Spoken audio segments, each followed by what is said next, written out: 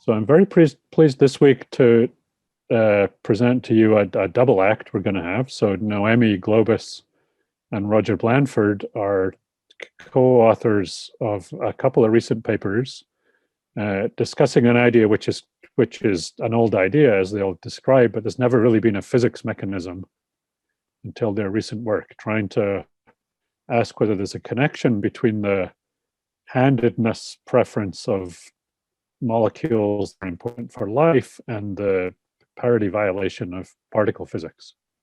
So this has got quite exciting again, because they've been modeling the physics in more detail, and it has implications for, if we find aliens, will we be allowed to eat them, sort of thing.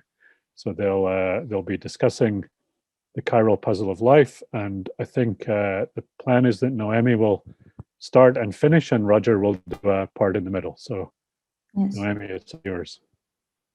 Okay, thank you for the introduction. So yes, so the handedness, which is illustrated here with the right-handed DNA helix and weak interaction, and we are going to make this connection with what you see here is the illustration of air shower.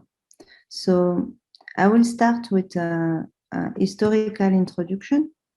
So everything started with wine here, and I'm not saying this because I'm French, but because it's actually true. So in 1769, Chiral was examining tartar, which is deposited in cask during wine fermentation, and he isolated it. So you can see the crystals here. And so he was the first one to really study these crystals. In 1815, Jean-Baptiste Biot was doing experiments. He was trying to understand why certain substances turn the plane of polarized light to the left, and other substances turn the plane of polarized light to the right. And so he was amazed by this, and he was not really understanding, but he was still thinking that this had a molecular basis. As you may know now, I mean, it's true, because the molecule he was testing were chiral substances, and they react differently with circularly polarized light. And as you know, linearly polarized light is the sum of two circularly polarized light of opposite handedness. And the properties of chiral substances is actually to act on one of the circular polarizations. So basically, they have different velocity in the medium, and this is why the plane of a linearly polarized light turn clockwise or anti-clockwise. So there were experiments, and Biot was trying to understand this. And Pasteur performed also some experiments, and he was the first one to really perform the first separation of a racemic mixture of a tartaric acid, not one which is found in wine, but one which actually was made in laboratory. And the racemic means that you had 50% of both type of crystals that were mirror image of each other, that you can see here on his own drawing. So this is a drawing by Louis Pasteur of the mirror image pair of tartaric acid crystals. And with a tweezer, he separated them, and he put them into solution. And he showed to Jean-Baptiste Biot that one solution was turning the plane of polarized light to the right, and the other one to the left. And for the story, Biot was very moved by this experiment. He told to Pasteur that he was loving physics so much all his life that this was touching his very heart. So the plus one, the one that is turning the plane of polarized light clockwise, is actually the same tartaric acid as the one that Chiral was studying, so the one that was natural. And so then Pasteur made, I will finish with this slide first. So Pasteur made like a point saying also that in all natural substances, you have a specific handedness. And so you have this roundedness in biological material, and you have only one type. Okay, so also as an introduction, because we will need to have this definition. So life uses two types of building blocks. So I will briefly present them now. You have the amino acids, are building blocks of proteins. And you can, they are also a chiral molecule except glycine, but usually, so this is like, this is alanine, but this is the radical that change, and life is using, living organisms are using actually 20 different amino acids. So this is the radical that changes. And then also, so only one type of roundedness, which are the L1. The thing is that if you want to understand how the first life building blocks were formed, and there were many experiments, so the Miller-Urey experiment, which is the very well-known one, this is the result of it. You always get in laboratory 50% of each, 50% of left and 50% of right, and so the racemic mixture, and because it's really, this is what you made also in pharmaceutical industry. Then you need to actually design molecular sieves to filter one over the other. So in laboratory, you get equal quantities, and life use only the L1. So this is the mystery. And we actually call enantiomeric excess, so this will be EE on the slide, the number of right-handed molecule minus the number of left-handed over the total. And one thing which is puzzling is that when, for a given specific type of meteorites, carbonaceous chondrites, you actually find in some of them, so they are indicated here, enantiomeric excesses of left-handed amino acids. So, so this brought people to postulate that maybe life, the building blocks of life were brought on Earth by meteorites. So this is one maybe possibility. So in that case, and it will not, it will be related already to cosmos and not something which started on Earth. So the second building block of life that I would like to introduce is, of course, DNA. So DNA has a helical structure, and the building blocks are the nucleotides. They are made of the bases, so ACTG, the sugar, so ribose for RNA and deoxyribose for DNA, and this is the chiral part of the unit, and then the phosphate, and these sugars are all right-handed. I should have said, sorry, that this left and right-handedness is, of course, a human convention. So it's a chemistry rule. And so for the sugar, the rule is the Fisher rule, and the sugars that you find in the DNA are all right-handed. And if you actually put one single round-handed monomer in the helical structure of DNA or RNA, then you will destabilize the helix. And this would have bad consequences for the living organism, of course, because this biopolymer is the guarantor of the genetic information. You need DNA to be stable, to be able to transmit the genetic code from one generation to the next. So you want it to be stable. And this is why actually homochirality, the step of how the molecule, the life became homochiral is very important. And this is one of the definition, part of the definition of life. So yes, okay, so we are using only one set, and life could have used the other set. So left-handed amino sugar and right-handed amino acids. So the question is if it happened by chance or if there is something deterministic which actually gave this handedness to life.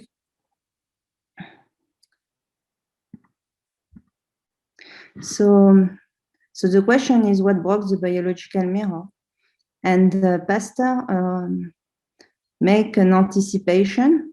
I will not say a prediction, but he wrote that if all the molecules of life, like the one in the natural tartaric acid, are asymmetric, it must be to some dissymmetry in the fundamental force of nature. So this is what he writes here in French. He say for him it is necessary that there is this dissymmetry in the law of nature. So he was relating it to some dissymmetry in the law of physics, and it was a century before the discovery of the parity violation in the weak interaction, which was discovered in 1957, as you know. And this is the experiment that showed it. And so it was actually nice that he made this anticipation. But of course, he didn't know. So I will now present also briefly all the possible experimental paths to homochirality, because since the discovery of the parity violation in the weak interaction, many people actually try to make the link between this asymmetry and the asymmetry that is found in the living organism. And so here I divided into two parts: the prebiotic part, meaning that you have a scenario which is actually giving you a difference in the building blocks, so amino acids or sugar, and the transbiotic part, which already invoke biopolymers, so long chain of these monomers, which are chiral, but you assume that they're already formed. So you assume that you have either something transbiotic that start to self-replicate, or already a living organism. So for the prebiotic scenario, so as I said, after the parity violation was discovered, people tried to calculate the parity-violating energy differences. So you usually, to describe the energy level of a molecule, you only use electromagnetic force, but here they added the weak neutral currents, and they wanted to see, for example, for amino acid in water, there was a difference in the energy level of the right-handed amino acid and the left-handed ones. And they found something very small, 10 to the minus 17 over kT. So then you have to invoke some phase transition. So this was advocated by Abdus Salam and others. And it has never been reported yet by laboratory experiment, even if even now many people are working on this. So to see if actually we can have this phase transition. So it involves, of course, the weak interaction. Then you have, if, as I said, they are optically active materials, they will not react the same way with circularly polarized radiation. So they will absorb differentially circularly polarized light of different handedness, which will lead to a differential destruction. So this is possible, and it has been proven to work in laboratories. So you irradiate interstellar ice analog, for example, containing amino acid, a racemic mixture of amino acid, meaning you have equal quantity of both handedness. And then when you irradiate with UV, of course, you destroy a lot of your molecules, like 99%. But with what is remaining, you actually see an enantiomeric excess of 2.5%.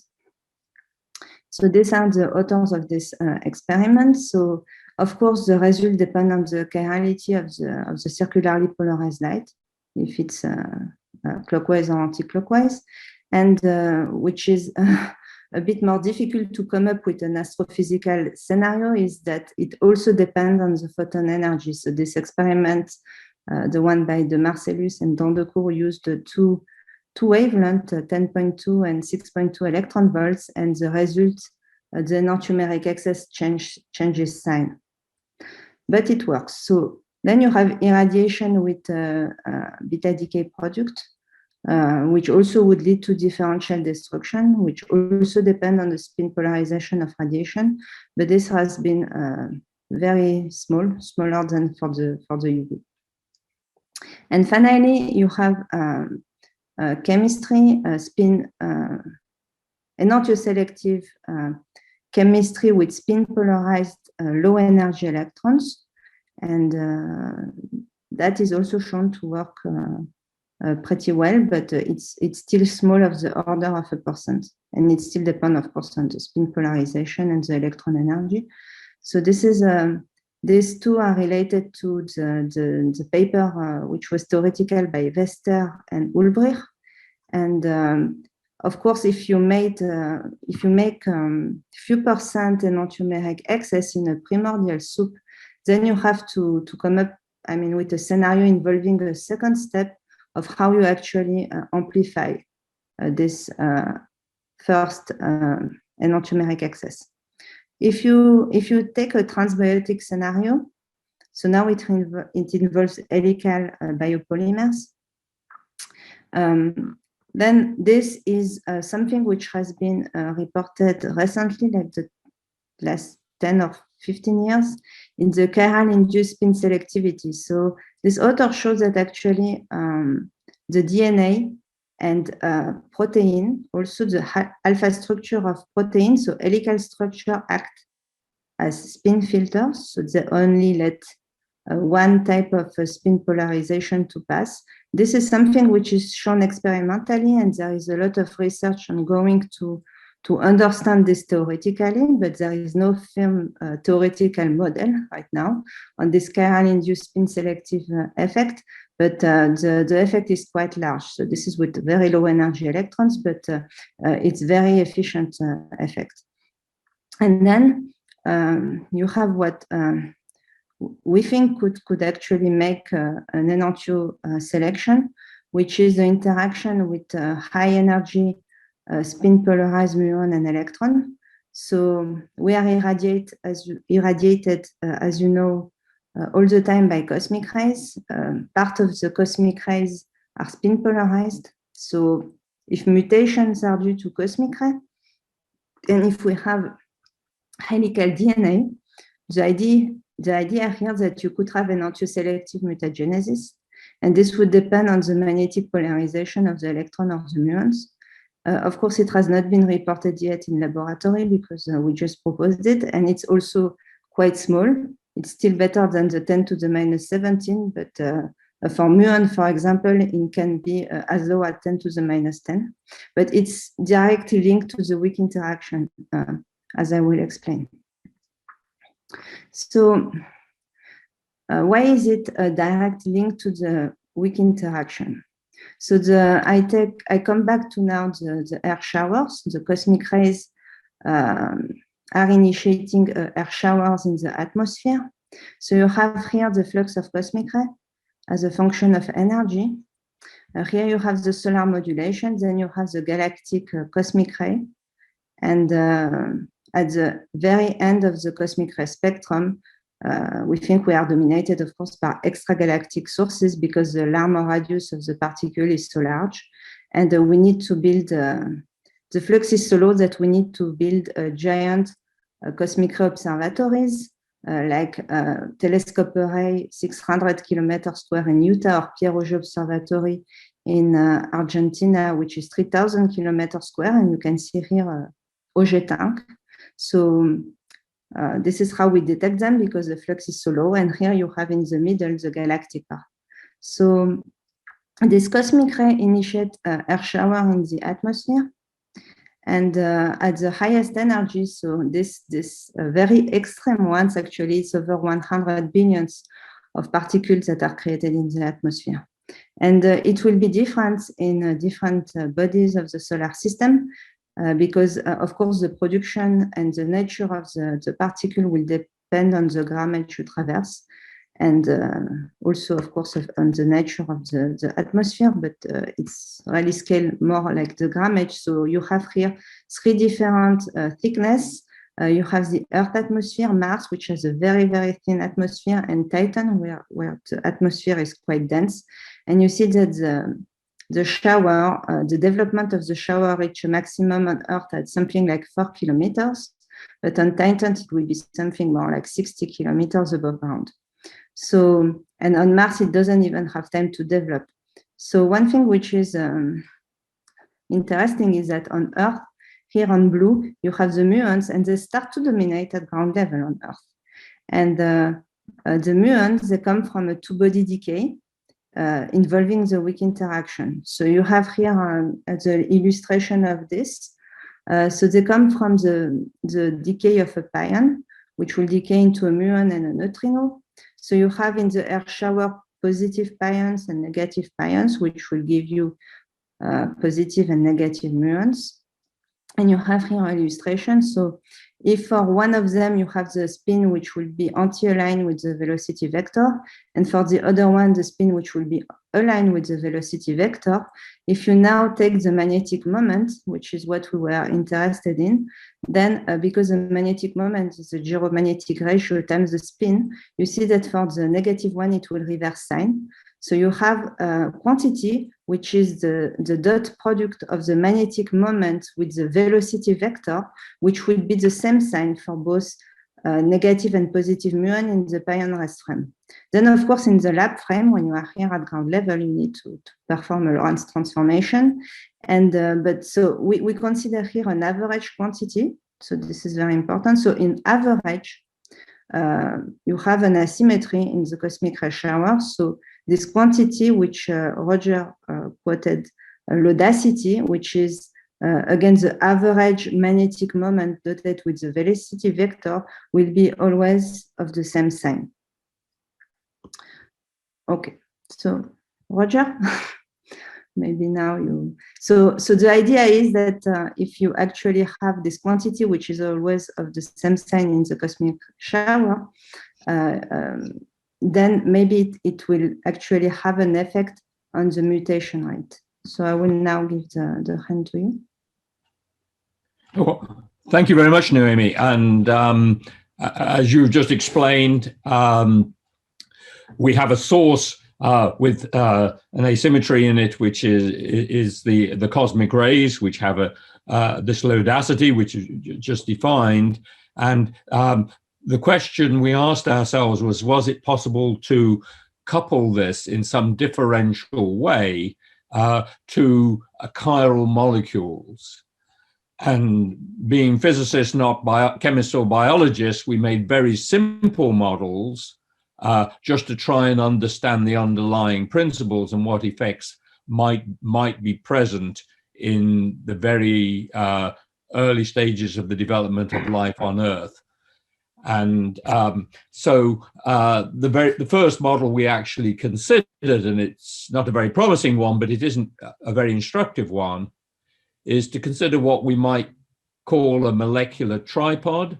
And you see we basically oversimplify what we've got here is just a little bit of biological molecule, a base and a sugar and a phosphate, and just regard those as basically three charge centers and a fourth charge center at the apex. And if you have different lengths of the bond lengths between those charge centers, then you can create a sort of pseudo scalar out of the unit vectors in the directions of those bonds, and that's going to have the opposite sign under an inversion in a mirror. So with this very simple idealization, what we did was, first of all, was to make essentially a semi-classical model of a charged particle, obviously the electronic charge, and a mass which might be that of an electron or that of a muon, and we'll come back to discuss that, but just think of it as a certain mass, and endowed with a magnetic moment that is biased by this lodacity. And if we consider the motion of this charged particle, then it's a little bit like the sort of elementary discussion of spin-orbit coupling and so on in the electrostatic field associated with these charged centers. In the frame of the charged particle, there's a magnetic field, and that magnetic field will have a gradient which will interact with the magnetic moment of the cosmic ray, in that case, in a way slightly reminiscent of the elementary discussion of the Stern-Gerlach experiment, and so on, and that will cause a slight displacement. And so we have all these effects here. And if we want to involve all three charge centers in the ultimate effect that we're looking for, then it's not surprising, I think, that you're dealing with a third order perturbation calculation here, and consequently a very small effect. But nonetheless, as I say, it is instructive because it teaches one what works and what doesn't work as a sort of thought experiment or as a proof of principle. And so we have this charge particle moving through the molecule, and then one of the ideas that we had that maybe as a proxy for a biological effect, and specifically we're talking about mutation, getting a little bit closer preferentially to the center of charge might increase the ionization rate by a small amount. So we'd say the ionization rate, which we again try to estimate in a sort of semi-classical way. And this is perhaps one proxy for biological mutation. And as I say, if you go to third order perturbation theory, you get a terribly small effect, particularly if you use muons rather than electrons, but nonetheless, there is an effect, and I think it's pretty clear that it's there. Now, a somewhat larger effect is present if you make a second type of model, which we call an electromagnetic model. And this is some sort of Jacksonian problem where you have a magnetic dipole moment and an electric dipole moment, and you do the same sort of perturbation calculation, and in this sort of physicist ridiculous spherical cow type idealization of real chemistry and real biology, you put the charges essentially on a sphere and you just calculate the order of magnitude of the effect. The numbers, of course, don't matter. It's the principles and what's required to give you a net chiral bias that's important. And in this case, the chiral bias is something we'll call the molecular chirality. It's just a definition, and in this case, it will be a unit vector in the direction of the magnetic moment and another one in the direction of the dipole moment, and that if that's non-zero on average, this will give you a net chiral bias, and if you take getting close to the centers of charge as a proxy for ionization, then it will a proxy for mutation, then it can give you a biological effect in the end. And this particular model actually was investigated some time ago by the Zeldoviches, but like us, they didn't have a good reason for why the magnetic moment should be preferentially oriented with respect to the electric dipole moment. We've actually been thinking more about that, and I'm not sure we're going to have time to say about this, and probably should, because we're not quite sure we understand it, but we may have a way of expressing this. Having said that, I think our third type of model was one that is more similar to the biological molecules we know and love today, specifically DNA, which we know are not what we're dealing with in the early universe, where in the early Earth, in the early Earth ones, looking at molecules that are sort of what we call transbiotic. They're probably much simpler and much less smoothly organizing than DNA does, but nonetheless they might have some helical structure. And here the sort of physicist idealization of this is a Barbers Pole, where you just have some simple sort of helical distribution of charge. So I'll say a little bit more as in the next slide. I think if you move on to that. Okay, actually it'll be on the slide after this, but this we can go back. I thank Noemie, if you could just go back one. That's right. Next one forward. There we. Just the next one forward. I think there we go. That's splendid. Okay, so here we go. In this case, of the Barbers Pole, we're going to have we can essentially make some sort of geometrical definition of molecular chirality, a number that will change sign in a mirror between roughly between 0 and 1, say, and we'll have, imagine initially at this sort of transbiotic stage that we've got cosmic rays with their lodacity going through an equal mixture of left-handed molecules and right-handed molecules, and there's going to be a preferential effect in the amount of ionization that they produce, and consequently in this simple model of the amount of mutation. And so that's shown here, and the effects actually show up as expectations of the dot product of essentially of the product, excuse me, of two physical quantities, the lodacity and this molecular chirality, that both of them are pseudoscalars. So we have the next slide, please. Thank you. So if you calculate these, and the effects are generally significantly larger for the Barbers Pole type of geometry, and what we do is we imagine there's a very small chiral bias, a little bit higher chance of mutation in the case of the a right-handed rather than the left-handed helix, and this by itself would not amount to very much in getting a chiral homochirality or chiral dominance in your biological system.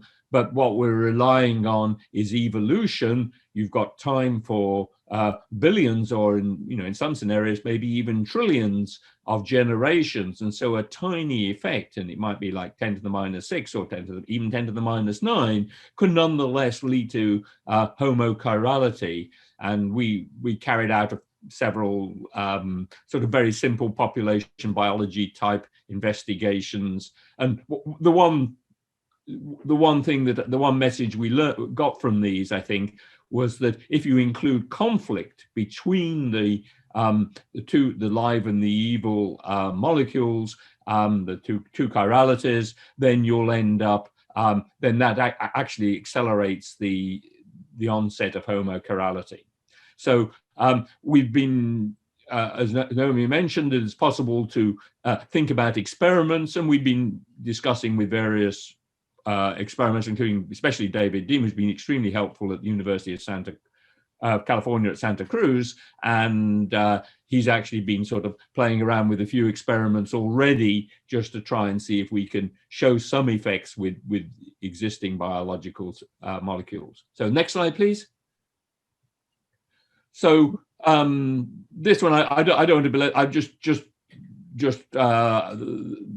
show a little bit more detail of what the perturbation calculation looks like with a Barbers Pole type geometry, and there's equations which physicists will recommend on the right hand side. You'll see the gradient of the mu dot b and so on, and in this case we introduce, this is essentially a purely electrostatic model. I think that there are magnetic versions that are more promising, actually, and this just gives you an expression for a rather small but rather clear and permanent bias for one handedness over the other. And so there are many ways of doing this, and ultimately you should go quantum mechanical, but just for demonstrating what's possible, a semi-classical approach is just fine. And next slide, I think. Yeah. Okay, so so this, just to summarize, our scenario is that we're dealing not with contemporary DNA or very elementary biological chiral molecules, but instead some transbiotic time when life is trying to get a footing on Earth. And this will involve helical molecules. We've got spin-polarized cosmic ray muons and possibly secondary electrons. And these can induce a chiral imbalance in the mutation rate, and evolution can amplify that to give you chiral dominance. So logically the next step in this is to think about what can happen in a given environment and the biosignatures, and in particular this couples to the very exciting time right now where we're getting samples, and Noemie is going to take over here and tell you about that. Okay. Okay, so yes, so this, as I was presenting before with the three shower development in Earth, Mars, and Titan, the development of the shower will depend on the environment. So for the model to work, we need to be dominated by the spin polarized component. And we are also right now looking for a biosignature of enantiomeric excesses measured in situ, as Roger just mentioned. So the first experiment that was actually looking for an enantiomeric excess was one on the Rosetta mission.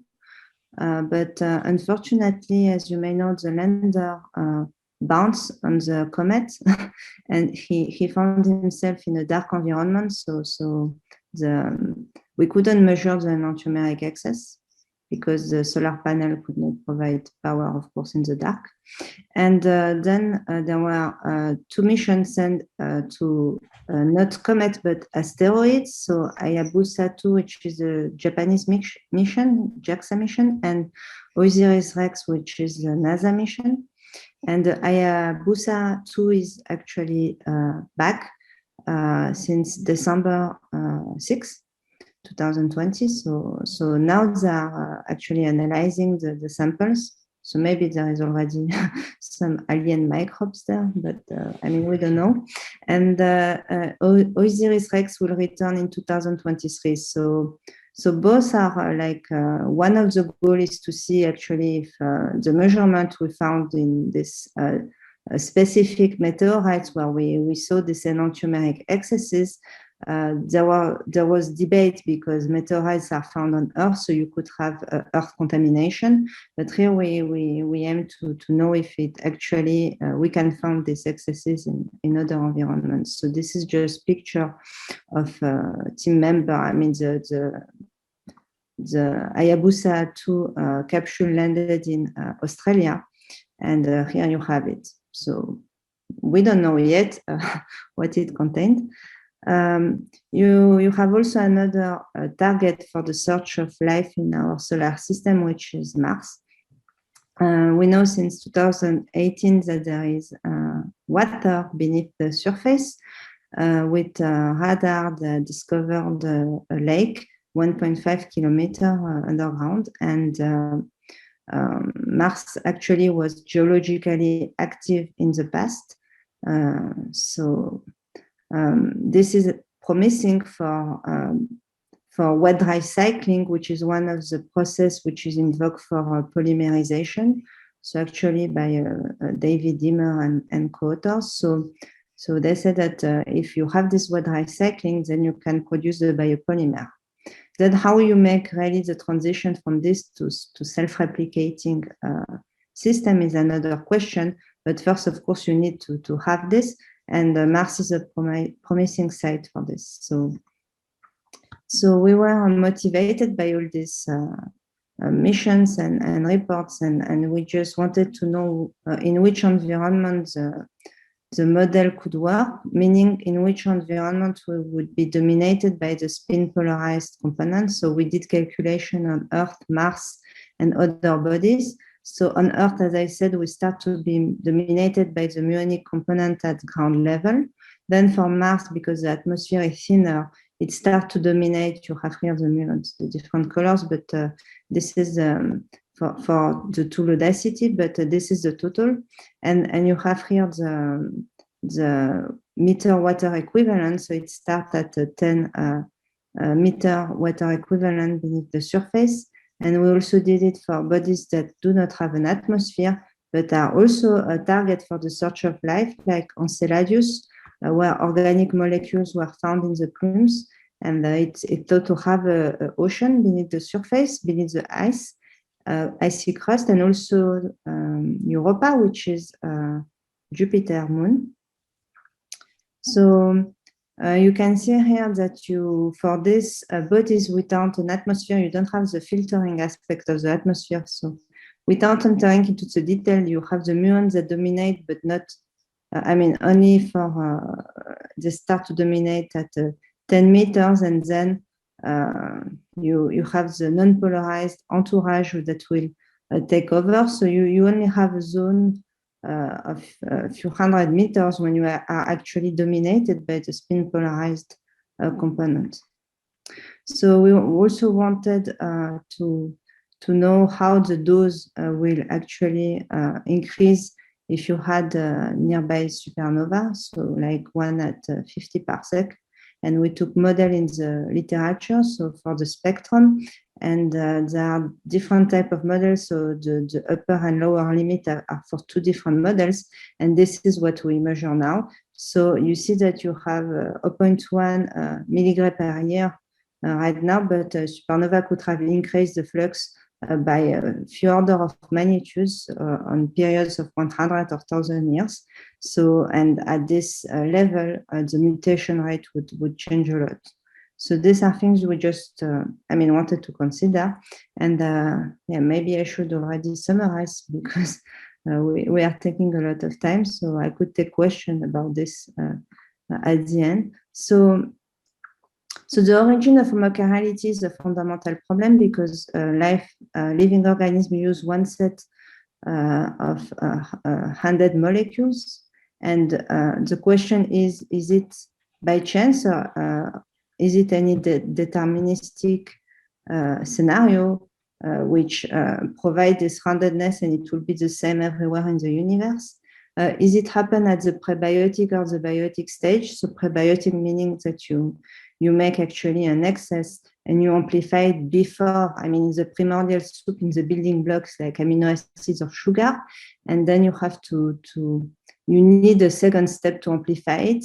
And as we discussed, if it's a biotic, then because life is self-replicating, if you introduce a small difference in the mutation rate, for example, then because the growth is exponential, at some point on some time scale, you will have one which will dominate over the other. In which environment? So for environment with atmosphere like Earth, it will start, for the spin polarized radiation dose, we saw that the muon start to dominate at the ground level, and then for bodies that do not have an atmosphere or have a thinner atmosphere, it will be underground. For the component itself, is the effect stronger for muon or electron? So in the last paper, actually, we studied also the depolarization effect. So if you are interested, you can have a look. But just to summarize what we found, so the muon are actually not depolarizing while the electrons are. And the muon can even retain some of their polarization when they are captured. And become muonium for the positive muon, or they are captured by atom for the negative one.